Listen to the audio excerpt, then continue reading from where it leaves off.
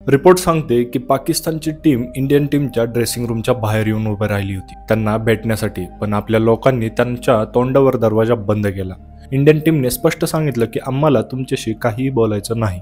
त्यामुळे पाकिस्तान टीमचा कोच थोडा अँग्री झाला। त्याने याची रेफरीकडे कंप्लेंट केली, पण हा इंडियन टीमचा डिसिजन सर्वोत्तम होता की त्यांच्याशी हात मिळवायचा नाही। हा निर्णय गौतम गंभीर आणि सूर्यकुमार यादव यांनी आधीच घेतला होता। त्यांनी सामना सुरू होण्यापूर्वी सांगितलं होतं यांच्याशी हात मिळवायचा नाही, ना काही बोलायचं, आपण फक्त आपली ड्युटी करायची आणि परत यायचं।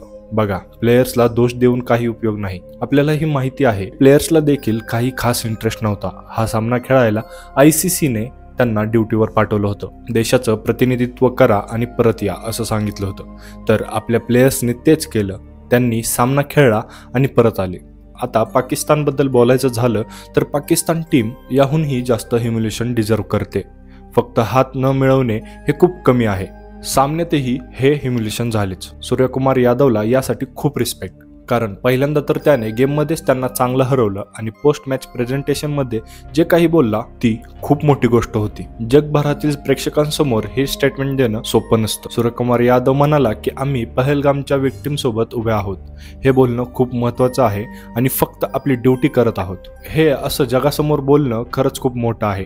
पाकिस्तान टीमला याहूनही जास्त ह्युमिलेशन मिळायला हवं होतं, कारण आपल्याला माहिती आहे की त्यांचे प्लेयर्स त्यावेळी काय काय स्टोरी टाकत होते, त्यामुळे त्यांना अजूनही वाईट वागणूक मिळायला हवी होती। पुढे मोठी शक्यता आहे की सुपर 4च्या सामन्यात हे दोघं पुन्हा एकमेकांसमोर येतील आणि तेव्हा टीम इंडियाला फॅन्सच्या सपोर्टची अजूनही जास्त गरज असेल। त्यामुळे इंडियाला सपोर्ट करा आणि कमेंटमध्ये तुमचं मत नक्की लिहा।